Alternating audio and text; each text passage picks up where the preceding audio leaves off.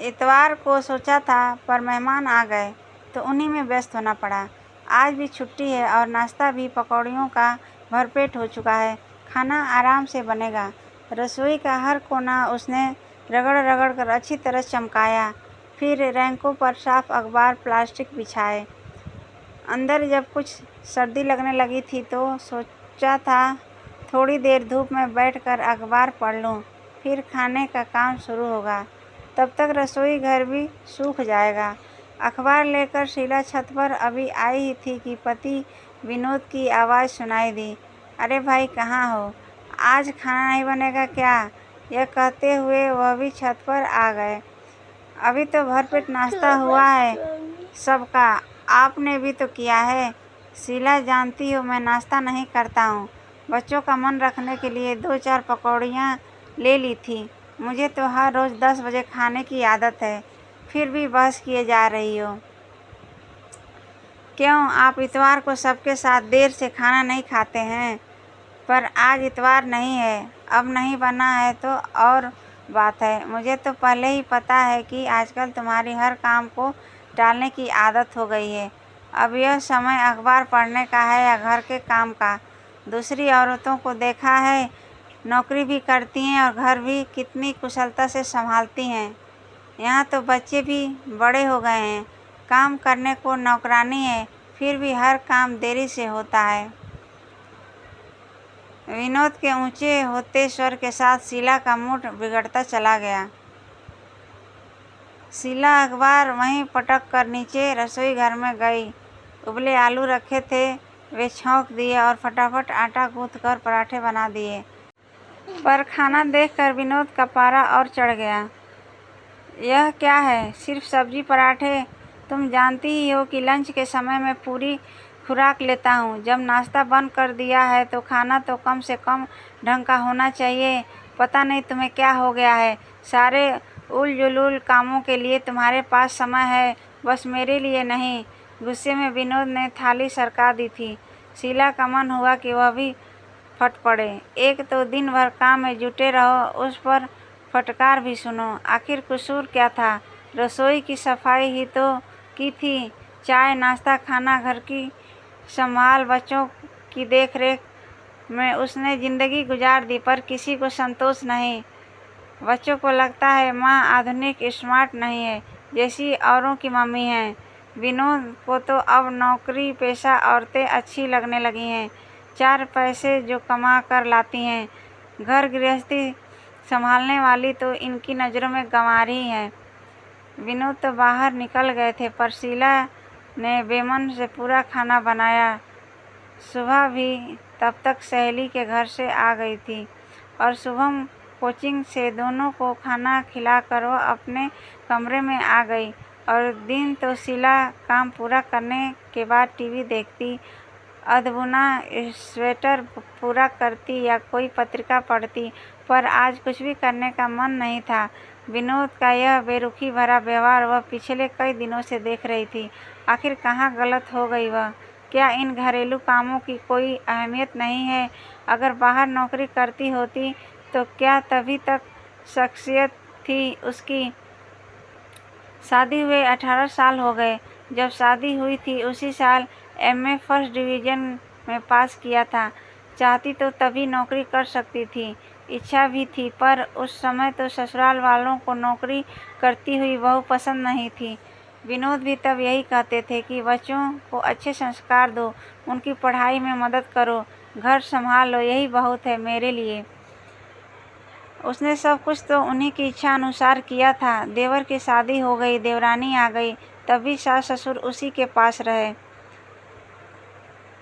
बड़ी बहू हम लोगों का जितना ध्यान रखती है, छोटी नहीं रख पाती। माँ जी तो अक्सर कह देती थी, बच्चों को संभालना, बूढ़े सास ससुर की सेवा करना, घर गृहस्थी देखना, सब कुछ तो कुशलता से निभाया था उसने। फिर ससुर जी की मौत के बाद यह सोचकर माँ जी का ख्याल वह और भी रखने लगी थी कि कहीं इन्हें अकेलापन महसूस न हो। पर अब क्या हो गया? ठीक है, बच्चे अब बड़े हो गए हैं, उन्हें अब उसकी उतनी ज़रूरत नहीं रही है। माँ जी ने भी अपने आप को सत्संग, भजन, पूजन में व्यस्त कर लिया है। विनोद का प्रमोशन हुआ है, तब से उनकी भी जिम्मेदारियाँ बढ़ गई हैं। मकान का लोन लिया है तो खर्चे भी बढ़ गए हैं। बच्चों की भारी पढ़ाई है, फिर सुबह की शादी भी 4-5 साल में करनी है। शायद इसी बात को लेकर विनोद को अब नौकरी पेशा औरतें अच्छी लगने लगी हैं। पर क्या देखते नहीं कि उसकी भी तो व्यस्तता बढ़ गई है। सुबह 6 बजे से काम की जो दिनचर्या शुरू होती है तो रात को ही सिमटती है। फिर उन्हें ऐसा क्यों लगता है कि वह फालतू है? घर के सारे काम क्या अपने आप हो जाते होंगे औरतों? और सुबह जब से बाहर हॉस्टल में गई है और शुभम की कोचिंग शुरू हुई है, बाजार के भी सारे काम उसे ही करने पड़ रहे हैं। पर नहीं, सबको यही लगता है कि वह फालतू है। सबको उससे शिकायतें ही शिकायतें हैं। और तो और माँ जी पहली बार 10 से 15 दिन को देवर के पास गई तो वह भी जाते समय कहने में नहीं चूकी, बहू तुम मेरी देखभाल करते करते थक जाती हो, तो सोचा कि छोटी के पास कुछ दिन रह लूं। अनमनी सी शीला फिर बाहर बरामदे में पड़े मूढ़े पर आकर बैठ गई थी। सुबह पास ही बैठी, सिर झुकाए डायरी में कुछ लिख रही थी। क्या कर रही है? माँ, अब दिसंबर खत्म हो रहा है ना, तो अपनी उपलब्धियाँ लिख रही हूँ इस जाते हुए साल की, और तय कर रही हूँ कि अगले साल मुझे क्या क्या करना है। नए संकल्प भी तो करूँगी ना। अच्छा, क्या उपलब्धियाँ रहीं? माँ, विशेष उपलब्धि तो इस वर्ष की यह रही कि मेरा मेडिकल में चयन हो गया। अब मैं संकल्प करूँगी कि मेरा करियर इतना ही अच्छा रहे, अच्छे नंबर आते रहें हर परीक्षा में। सुबह कुछ सोचते हुए बोली, मम्मा, मैं अपनी ही नहीं, शुभम और पापा की भी उपलब्धियाँ लिखूँगी। देखो ना, शुभम को इस साल स्कूल में बेस्ट स्टूडेंट का अवार्ड मिला है और पापा का तो प्रमोशन हुआ है ना। शीला ने भी उत्सुक होकर सुबह की डायरी में झांका था तो वह बोली, मम्मा, आप भी अपनी उपलब्धियां बताओ, मैं लिखूंगी। और आप अगले साल क्या करना चाहोगी, यह भी। शीला का उत्साह फिर से ठंडा हो गया। क्या बताएं, कुछ भी तो उपलब्धियां नहीं है उसकी। अब घर भर के लिए फालतू जो हो चली हूँ वह, और एक ठंडी सांस न चाहते हुए भी उसके मुंह से निकल ही गई। ओह माँ, आप बहुत थक गई हो, आपको थोड़ा चेंज करना चाहिए। सुबह कह ही रही थी कि फ़ोन की घंटी बजने लगी। सुबह ने ही दौड़कर फ़ोन उठाया था। माँ, मामा का फ़ोन है, पूछ रहे हैं कि शेफाली की शादी में हम लोग कब पहुँच रहे हैं, लो बात कर लो। हाँ भैया, अभी तो कुछ तय नहीं हुआ है। बात यह है कि इन्हें तो फुर्सत है नहीं, क्योंकि बैंक की क्लोजिंग चल रही है। शुभम के अगले ही हफ्ते बोर्ड के इम्तिहान हैं।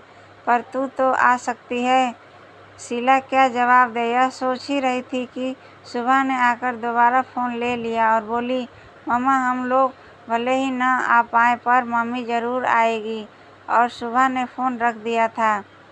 माँ, आप हो आइए ना, सुबह आग्रह करते हुए बोली। भोपाल है ही कितनी दूर, एक रात का ही तो सफ़र है। आपका चेंज भी हो जाएगा और नाते रिश्तेदारों से मुलाकात भी हो जाएगी। और फिर दोनों मौसियाँ भी तो आ रही हैं। माँ, आप यहाँ की चिंता न करें, मैं घर संभाल लूँगी। बस पापा और शुभम का ही तो खाना बनाना है, फिर लीलाबाई है ही मदद के लिए। बस आप तो अपनी तैयारी करो। जाने का ख्याल तो अच्छा लगा था शीला को भी, पर विनोद क्या तैयार हो पाएंगे? शीला अभी भी असमंजस में ही थी, पर सुबह ने विनोद को राजी कर लिया था। फटाफट दूसरे दिन का आरक्षण भी हो गया और सुबह ने माँ की सारी तैयारी करवा दी। शादी की गहमा-गहमी में शीला को भी अच्छा लगा था। रात रात भर जाग कर बहनों में गपशप होती रहती। सब रिश्तेदारों के समाचार मिले, भैया ने बेटी की शादी खूब धूमधाम से की थी। शेफाली के विदा होते ही घर सूना हो गया था। रिश्तेदार तो चल ही दिए थे, बहनों ने भी जाने की तैयारी कर ली थी। भैया मुझे भी अब लौटना है, शीला ने याद दिलाया था। अरे तुझे क्या जल्दी है? शोभा और शशि तो नौकरी पेशा है, उनकी छुट्टियां नहीं हैं, इसलिए उन्हें लौटने की जल्दी है, पर तू तो रुक सकती है।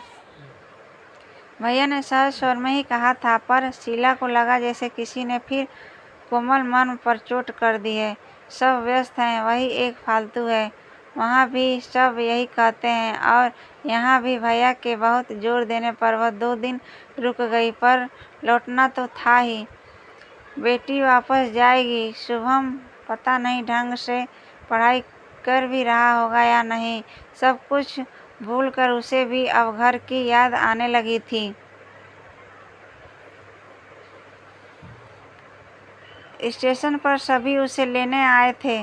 माँ बस दादी नहीं आ पाई आपको लेने, क्योंकि वह अभी यहाँ नहीं है, पर उनके 2 फ़ोन आ गए हैं और वे जल्दी ही वापस आ रही हैं। कह रही थी कि मन तो बड़ी बहू के पास ही लगता है।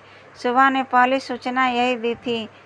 उधर शुभम कहे जा रहा था, आपने इतने दिन क्यों लगा दिए लौटने में? 2 दिन ज़्यादा क्यों रुकी? अच्छा पहले घर तो पहुंचने दे। शीला हंसकर रह गई थी। विनोद चुपचाप गाड़ी चला रहे थे। घर पहुंचते ही सुबह गर्म चाय ले आई थी। शीला ने कमरे को देखा तो काफ़ी कुछ अस्त व्यस्त सा लगा। माँ अब यह मत कहना कि मैंने घर की संभाल ठीक से नहीं की, और रसोई को देखकर तो बिल्कुल भी नहीं। आप तो बस चाय पियो और फिर अपना घर संभालना। सुबह ने माँ के आगे एक डायरी बढ़ाई तो वह बोली, यह क्या है माँ? आप तो अपने इस साल की उपलब्धियाँ बता नहीं पाई थी, पर पापा ने खुद ही आपकी तरफ से यह डायरी पूरी कर दी, और पता है सबसे ज़्यादा उपलब्धियाँ आपकी ही हैं। लो मैं पढ़ूँ। सुबह उत्साह से पढ़ती जा रही थी। हम सबको बनाने में आपका ही योगदान रहा। मेरा मेडिकल में चयन हुआ आपकी ही बदौलत।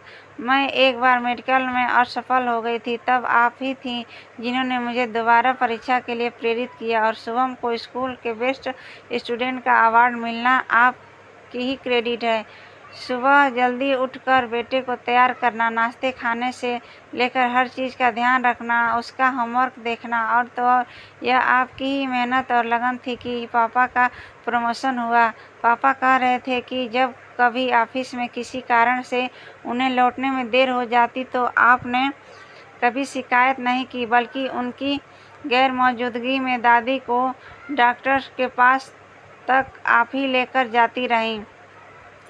बस बस अब बस कर। शीला ने सुबह को टोका था। उधर विनोद मंद मंद मुस्कुरा रहे थे। अब नया संकल्प हम सब लोगों का यह है कि तुम इसी तरह हम सबका ध्यान रखती रहो। विनोद के कहते ही सब हंस पड़े थे। उधर शीला को लग रहा था कि एक घना कोहरा जो कुछ दिनों से मन